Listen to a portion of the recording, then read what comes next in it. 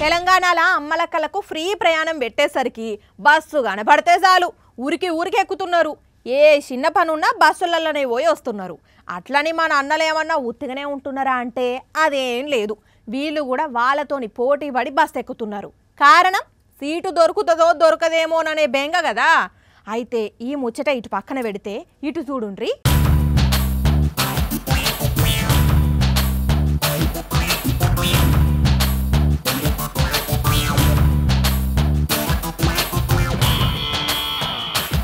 అమ్మ బాబోయ్, ఇది ప్రయాణమా ప్రాణాల మీదకి తెచ్చుకునుడా? జిబజిబలాడిపోతున్నారు. ఏకంగా కిటికీకి వెళ్ళే దూరిపోతున్నారు.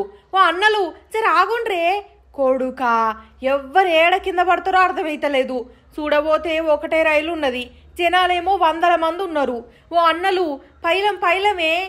ఏహే, వీళ్ళేడాగేటట్టున్నారు.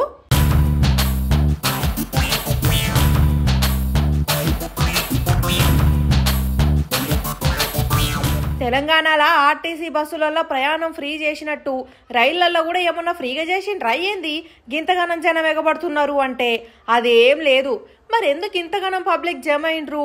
ప్రయాణికులు ఎక్కువైతున్నారట, కానీ రైళ్ళు అందుకు అనుగుణంగా నడపకపోయేసరికి ఇంతగానం జనాలు మోపైతున్నారట. బీహార్ రాష్ట్రం దానాపూర్ రైల్వే స్టేషన్ల ముచ్చటిది అన్నట్టు ఈ గోసంతా ఇవాళ ఒక్కరోజే అనుకుంటే పొరపాటేనట.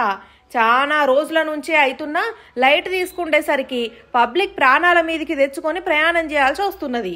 అసలు విషయం ఏంటంటే ఇక్కడ ఇంత జరిగి జనాలు ఇంత కష్టపడుతున్నా ఒక్క పోలీస్ లేడు, ఒక్క ఆఫీసర్ లేడు. ఈ ప్రయాణాలు చేయంగా జనాలకు మామూలు కష్టాలు రావట్లేదు. పోండ్రి ఓ అన్నలు అమలక్కలు, మీరైతే ఇట్లా కష్టపడి ప్రయాణాలు చేయకుండ్రి సరేనా? బతుకుంటే బల్సాకు తినైనా బతుకొచ్చు. ఇట్లా ప్రయాణం చేస్తే ఊపిరి మెసలకుంటా ఆగం కథ అయినా అవుతుంది. ఏమంటున్నావు?